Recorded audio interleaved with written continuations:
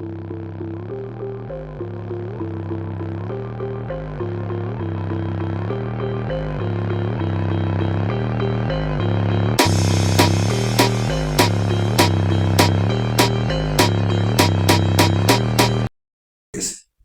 es una historia que a continuación voy a contar demasiado perturbadora. Es una historia en la cual los involucrados, pues, fue una situación bastante terrorífica, por decirlo de alguna manera. Obviamente se va a guardar la identidad de las personas, se va a cambiar en todo momento cualquier cosa que pueda ser relacionada con el caso que pasó, para no generar ninguna controversia y por respeto a las víctimas. Hace aproximadamente un año y medio, por mediados del año pasado, dos personas desaparecieron. Desaparecieron y todo el mundo le estaba siguiendo la pista, pero tanto de su lugar de residencia como del lugar donde aparecieron, nadie sabía absolutamente nada hasta que se llevó a cabo el macabro encuentro. Una familia pequeña conformada por dos personas. Una familia pequeña que, sin más, les arrebataron la vida. Los motivos pudieron haber sido muy absurdos. O tal vez para la persona que les arrebató la vida, pues era algo más.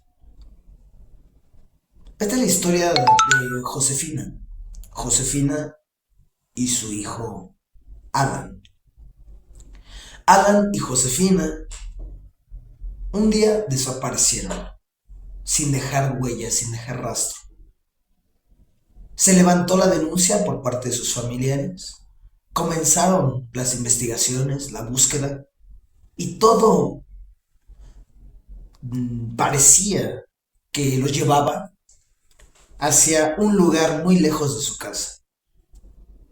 Unas cuantas investigaciones dieron con unos videos y después hubo detenidos, y esos mismos detenidos fueron los que contaron cómo había sido la desaparición, cómo les habían dado muerte y también dónde los habían ido a dejar.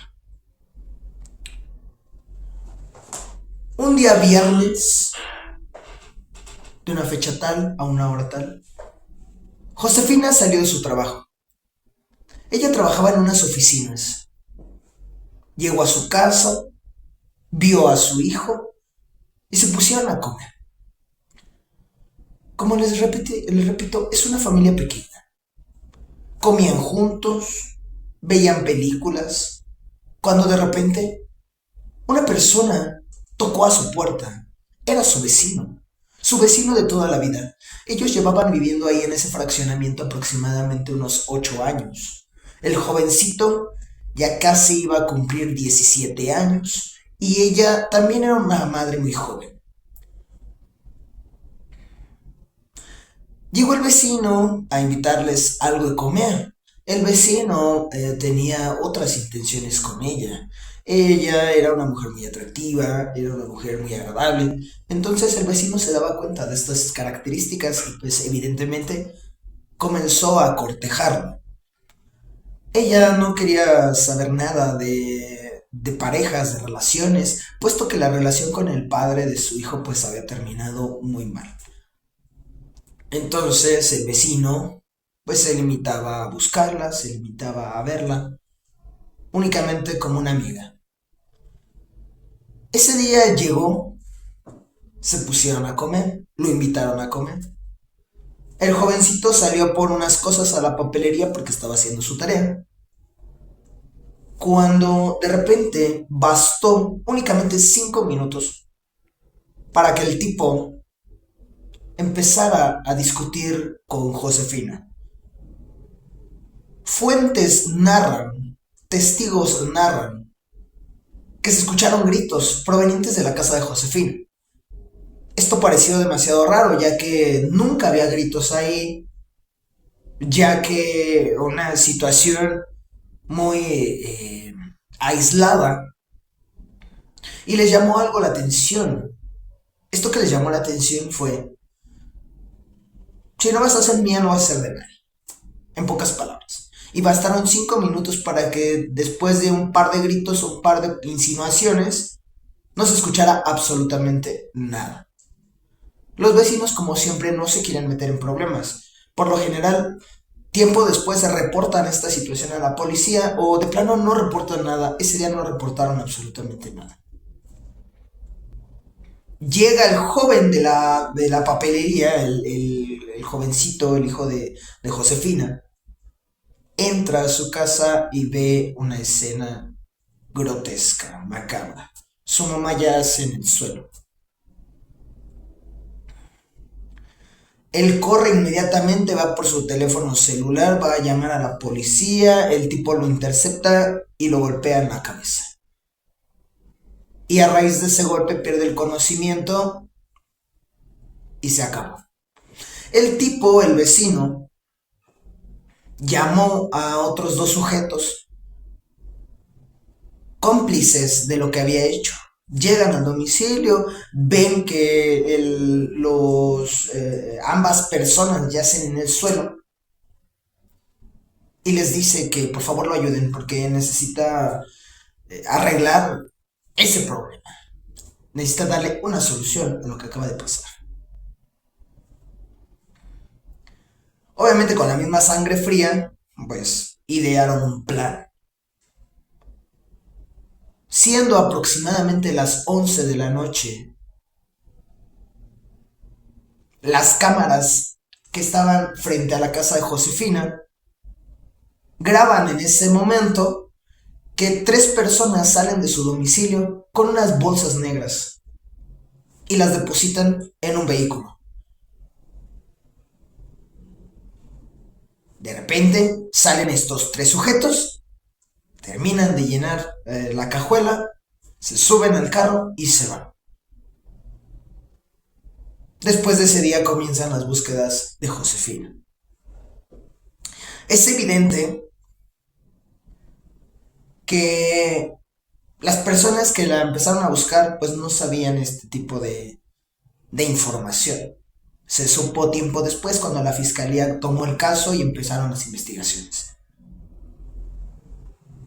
Cuando se supo que existía ese video, esa grabación, la fiscalía ya no se concentró únicamente en el lugar de donde salieron, sino que ahora ya fueron más allá y armaron todo el recorrido que presuntamente había tomado ese vehículo. Había pasado por 2 lugares diferentes, había pasado por diferentes pueblos, por diferentes colonias, hasta llegar a una carretera que es muy muy conocida. Es una carretera que, como todas las carreteras que son boscosas, son lugares muy montañosos, pues tienden a tener muchas curvas. Por lo general, a veces nada más son de 2 carriles, uno de venida y uno de ida. Este es el caso de esa carretera. A determinada distancia donde llegó el vehículo hay una cámara de esas que graban, que son que son estatales. Esas cámaras sí sirven. Y esas cámaras son principalmente para poder captar este tipo de situaciones. Entonces la última cámara oficial, por así decirlo, que captó ese vehículo, ya más o menos tomando en cuenta la distancia, el tiempo recorrido y la hora, esa cámara vio que ese vehículo tomó hacia la carretera boscosa. Y para allá se dirigieron todos. Empezaron la búsqueda, no encontraron absolutamente nada. Fueron a ver a la carretera, fueron a meterse a las barrancas, a las brechas, nada. Hasta que un buen día, y luego de una semana de búsqueda, encuentran a los responsables, a dos de los responsables. Uno se escapó, pero dos de los responsables hoy en día están detenidos. Y en cuanto los detuvieron, pues inmediatamente, ya sabiendas que están los videos, ya sabiendas de que no aparecen estas personas por ningún lado, los comenzaron a interrogar.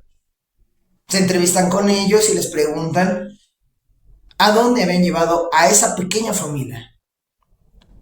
Para lo que responden que pues ellos no saben absolutamente nada, etcétera, etcétera, etcétera. Hasta que un buen día uno de ellos, y después de 15 días de investigación, por fin dice que sí. Que efectivamente que estas dos personas ya no se encuentran con vida, que ellos mismos fueron y las depositaron a un paraje lejos de ahí, efectivamente sobre la carretera, esa boscosa que les decía.